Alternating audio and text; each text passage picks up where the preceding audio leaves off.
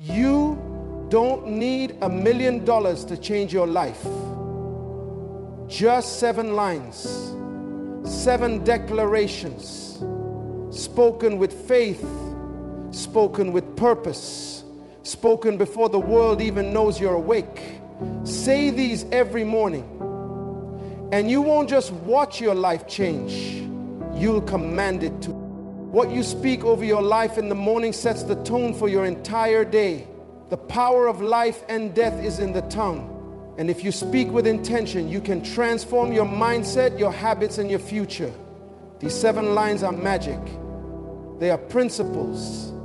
And principles are stronger than problems. Let's speak life today. Today, I choose purpose over pressure. Say it out loud. Let those words sink deep into your spirit. Say it until your heart believes it and your mind obeys it. Because the truth is, most people don't rise, they react. They don't start the day with vision, they start with survival. The alarm goes off, and before their feet even touch the floor, their thoughts are flooded with stress, deadlines, expectations, distractions. They don't walk into the day, they're dragged into it. But you are not most people. You were not designed to be ruled by pressure. You were created to be led by purpose. Pressure is what happens when you surrender your peace to the noise around you. It comes from trying to meet demands that were never yours to carry. It's the weight of everyone else's urgency crashing into your identity. But purpose is sacred. It's the compass God placed in your soul. Purpose doesn't shout, it guides. It doesn't panic, it plans. When you choose purpose over pressure, you reclaim the authority that life tried to steal from you. Choosing purpose means you don't allow your schedule to run your spirit. You don't let notifications become your navigator. You start your day not by scrolling, but by centering. You begin not with reaction, but with revelation. Because purpose gives you permission to say no to what's popular and yes to what's powerful. It reminds you that your value is not measured by how busy you are, but by how aligned you are. And when you're aligned with purpose, even the most chaotic day bows to your clarity. When you say, I'm not moved by the moment, I'm led by meaning, you declare that your emotions will not drive your decisions. You step into the divine rhythm that comes from knowing you're on assignment. You're not just existing, you're executing. You're not drifting, you're directed. And when storms rise, and they will, you don't collapse, you conquer. Not because the pressure disappeared, but because purpose became louder than the pressure.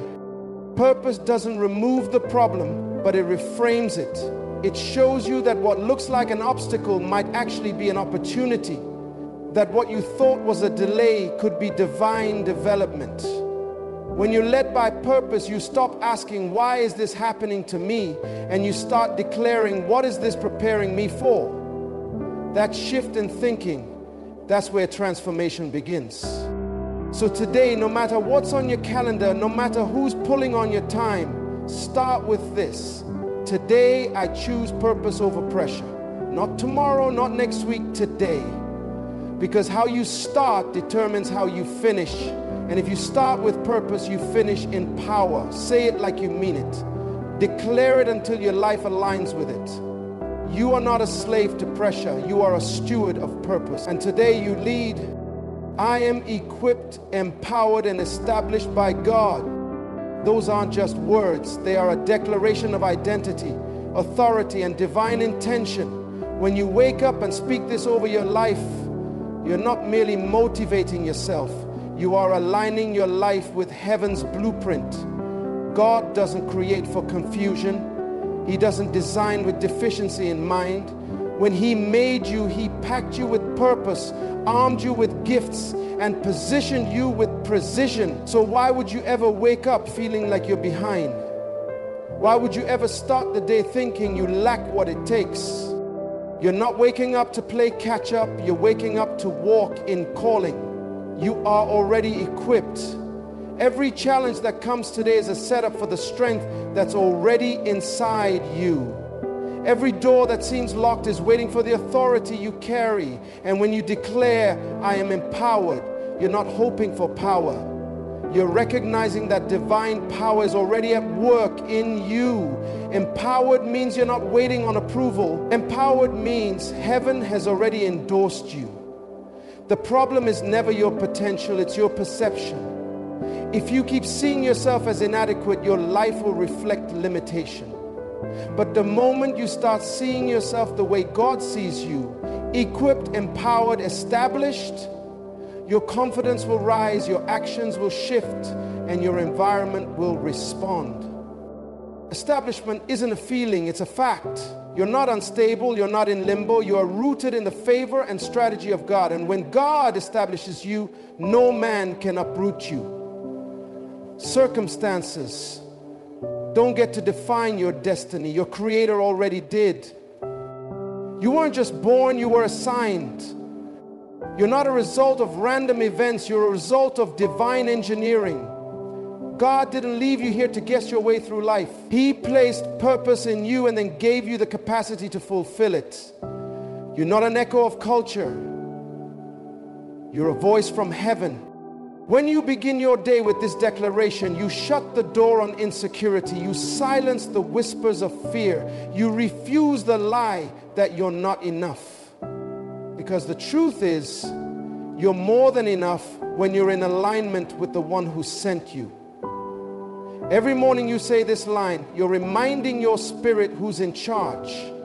You're declaring to your doubts that they no longer get to decide. You are not a victim of circumstance. You are a vessel of divine strategy.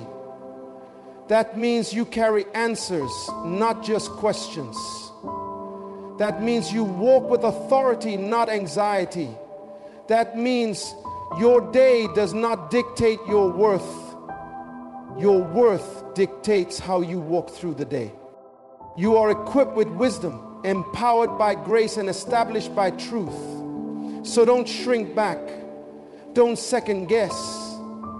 Don't apologize for the power you carry. Step into today like someone who knows they've been sent. Speak it until it becomes your reality.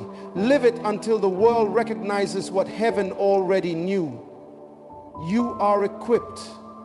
You are empowered. You are established. And you are unstoppable.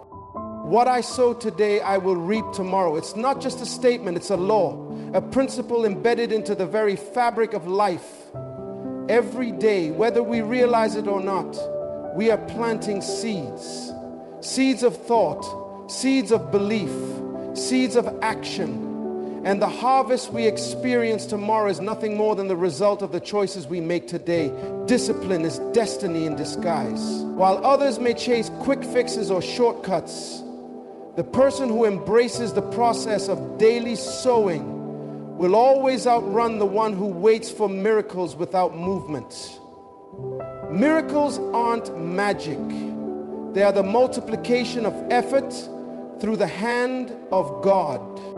When you open your eyes each morning, you are given more than time. You are handed an opportunity. What you do with it determines the quality of your future. If you speak laziness, you sow stagnation. If you speak excellence, you sow elevation. Your words are not empty, they are seeds that either grow weeds or produce wheat. Every time you speak faith in the middle of fear, you're planting strength for the storm ahead. Every time you choose self-control over impulse, you are cultivating a character that can carry real success. The problem with most people is they're in love with the harvest but allergic to the seed. Everyone wants the breakthrough, but few are willing to break the ground. That's why this line, what I sow today, I will reap tomorrow, is more than positive thinking. It's a covenant with consistency. It's a reminder that your present is the construction site of your future.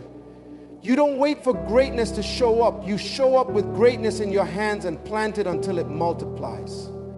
You must live with the understanding that nothing you do in purpose is ever wasted. Even when it feels slow, even when no one claps, even when it looks like nothing is happening. Seeds don't shout when they're growing. They break through in silence and reveal their strength with time. But only if you don't stop sowing. The danger is in delay. The trap is in comfort. Don't confuse comfort for progress. Sometimes the most powerful growth comes when no one sees it but heaven. Speak it and act like it. Don't just wish for results, work for them. When your actions align with your words and your discipline aligns with your dreams, momentum is inevitable. You cannot continually sow diligence, excellence, and faith without eventually seeing the evidence. God designed the earth to respond to seed, and that includes your life. Whether it's your finances, your relationships, your health, or your spiritual growth, your harvest will always echo your habits. Your future is not a mystery, it's a harvest in motion. Every morning you rise, don't ask, what will today give me? Ask, what can I give today that tomorrow will thank me for? Speak it, sow it, and stand on it. Because what you're planting today is already preparing your promotion. I release what I cannot control and I focus on what I can. Those words are not just affirmations. They are a declaration of spiritual intelligence and emotional mastery. You see, life is not defined by what happens to you, but by how you respond to it. And if you want to win the battle of the mind, the heart, and the spirit, then you must learn the art of release. There is no victory for the person who clings to everything. You were not created to carry every burden, chase every outcome, or answer every question. That's not your assignment. Your job is to steward what's been placed in your hands and surrender what's beyond your reach to the hands of God. The moment you try to control the uncontrollable, anxiety becomes your master. But the moment you release it, peace becomes your strategy. That's the difference between living by force and living by faith. Faith doesn't mean ignoring reality. It means confronting reality with a higher authority. Faith says, I don't know what tomorrow holds, but I know who holds tomorrow. It says, I will not let what I can do paralyze what I can do. And the more you speak those words, I release what I cannot control, the more you loosen the grip of stress, pressure, and fear that has tried to choke your progress. There is a divine principle at work here. Whatever you hold on to too tightly becomes an idol. And whatever you idolize has the power to disappoint you. When you release control, you are not giving up, you are giving God access. You are saying, Lord, I've done what I can. Now I trust you to do what only you can. That's not passive, that's power. That's a weapon in spiritual warfare because the enemy wants you distracted, discouraged, and drained. But when you focus your energy on what is within your assignment, your attitude, your actions, your responses, your purpose, you become unstoppable. Some people are stuck not because they lack talent, but because they refuse to let go. Let go of what people said about you. Let go of the timing you can't control. Let go of doors that didn't open. Let go of the fear of what might happen. Every minute you spend trying to manage the unmanageable is a minute stolen from what could have been a miracle. God can't bless what you won't release. Your breakthrough is often on the other side of your surrender. And make no mistake, this is not the language of weakness. This is the language of warriors. Because it takes strength to trust. It takes faith to wait. It takes courage to say, this is not mine to carry anymore. So wake up each day with a resolve in your heart and a declaration on your lips. I release what I cannot control and I focus on what I can. Say it when the storm rises. Say it when confusion knocks.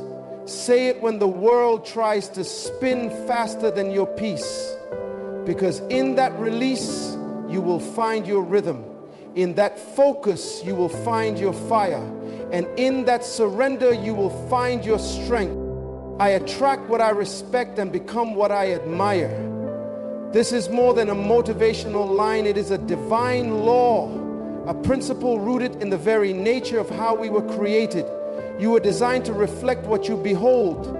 That's why the things you give reverence to will eventually gravitate toward you. It's why the people you celebrate often show up in your life, and it's why what you continually admire eventually becomes a mirror for who you are. This isn't superstition, it's spiritual architecture. Respect is magnetic. What you respect, you make room for. If you respect excellence, you will begin to structure your life around it. You'll wake up with intention, show up with diligence, and move with clarity. But if you belittle excellence, if you dismiss order, if you resent correction, you'll repel the very thing you were praying for. You cannot attract what you secretly despise. You cannot call something close that you are not willing to honor. And this is where so many people sabotage their own destiny. Not because they lack talent, but because they lack honor. Respect is the seed of relationship. It's the currency that buys you access into new dimensions. When you say, I attract what I respect, you are acknowledging that life isn't random, life is responsive. The world responds not just to what you do, but to what you value. God responds to what you esteem. And when you admire something with sincerity, whether it be character, wisdom, patience, or strength, you begin to align your habits, your thoughts, and your speech with that standard. You don't have to chase greatness when your character reflects it. You don't have to beg for opportunities when your spirit already matches the level of the room you're trying to enter. Likewise, you become what you admire. That means your transformation starts with vision. Who are you looking at? Who are you studying? Who are you listening to? If you admire superficial things, your growth will be shallow. If you admire the spotlight more than the substance, your foundation will be fragile. But if you admire integrity, you'll start to correct yourself when no one is watching. If you admire humility, you'll stop comparing and start serving. If you admire wisdom, you'll ask questions instead of pretending to know it all. Admiration plants the seeds of imitation. And imitation, when done with a right heart, becomes the soil of transformation. You were never meant to drift through life blindly. You were meant to be intentional with your focus. Your focus is your future in seed form. So what you give your attention to is not harmless, it's prophetic. When you wake up every morning and align your mouth with your mission, when you speak like someone worthy of growth, act like someone serious about destiny, and carry yourself like someone who is sent, you stop attracting distractions and start attracting purpose. You attract what you respect and become what you admire. And when you begin to live with that truth at the center of your spirit, your whole life begins to elevate. Not because life got easier, but because you got aligned. Don't let your morning be silent when your future is listening.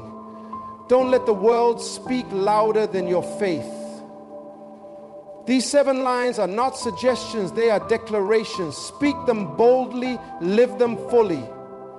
Because when your mouth aligns with your mission, transformation isn't just possible, it's inevitable. Say it, believe it, become it.